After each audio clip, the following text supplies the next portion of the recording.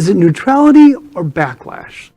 Schools across the country are banning pride and BLM flags. Watch this. What we're doing is we're following state law. Chris Williams with the Davis School District says doing that means keeping politics out of the classroom. We believe that we have to do everything we can to stay politically neutral. And that includes no rainbow flags, nothing like that. Exactly. They are politicizing the rainbow flag. The Utah Pride Center doesn't believe that flag belongs on a political list. That flag for us is so much more. It is just telling us, we're included in the schools. We are being seen in the schools and we belong in these schools. I checked with the Utah State Board of Education. A spokesman told me there is nothing in code that specifically defines a rainbow flag as a political statement, so it would be up to district or charter school policies to make that determination. And a simple flag is a way for us to know that we are seen and we are valid. Some teachers are now removing rainbow flags that had been up. That may have been the situation. That could have occurred. So some teachers have had these flags up before now.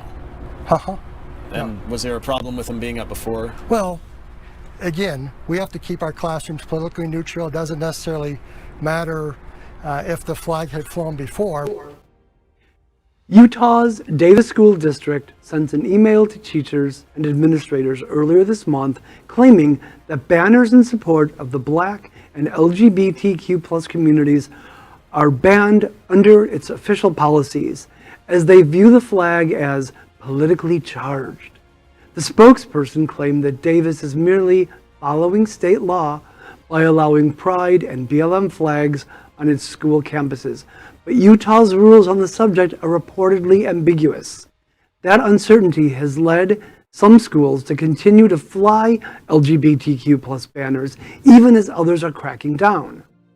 One school under Davis's purview even interpreted the district-wide guidelines as applying to stickers and pins displaying pride flags or pronouns. This follows a wave of anti-LGBTQ policies across the country.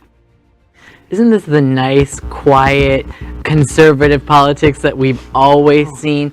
Oh, we're just following the rules. No, this is censorship. Exactly. This is censorship right in front of your face. You're trying to tell kids that their representation does not matter. And we said it earlier in the show, representation is 100% important. And I think that this is just taking away from a cause. It's not a politicized act until you make it something political. So that's what they're doing, is they're trying to make it something political. It's interesting. Can you imagine, Hialeah is arguably where you're from, which it's a foreign country, isn't it? Absolutely. You need 2 passports and 3 vaccine stamps to get through. Yes, exactly right. It's interesting to me, as conservative as Hialeah is, can you imagine saying, no, I'm sorry, you can't wear a Cuban flag button in our schools? Yeah, good luck. Right, exactly. That would not fly now, over. how would the conservative community in Hialeah react to the exact same thing that we're watching in Utah? It's hypocritical. Yeah, of course, 100%. And what happened to the First Amendment? Yeah, well, and ultimately, I'm sure that's what's going to happen here. Right. If they have any legs in terms of being able to enforce this, which I bet they won't, because thousands of media outlets just like us are going to report and talk about this and talk about this, and they're eventually going to crack, bend, and be destroyed for what they're doing. If they had any legs at all, it's going to go into the courts. It's going to be appealed at some place far before the Supreme Court. This is going to be struck down.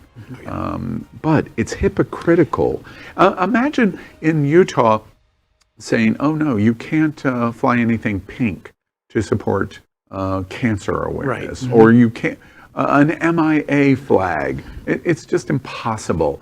This is selective judgment, which represents homophobia. That's all this is. And anti-blackness. And exactly, anti-blackness. Yes. LGBTQ plus news is vital for our community and for the broader world as a whole. We have enough enemies at Fox News. Tucker, Sean, and Laura are loud. We need passionate allies. Happening Out Television Network, Queer News Tonight, and It's Happening Out are literally out of the closet and into the headlines. Our community needs your support. Like this broadcast and subscribe now to ensure the growth of the entire LGBTQ plus community.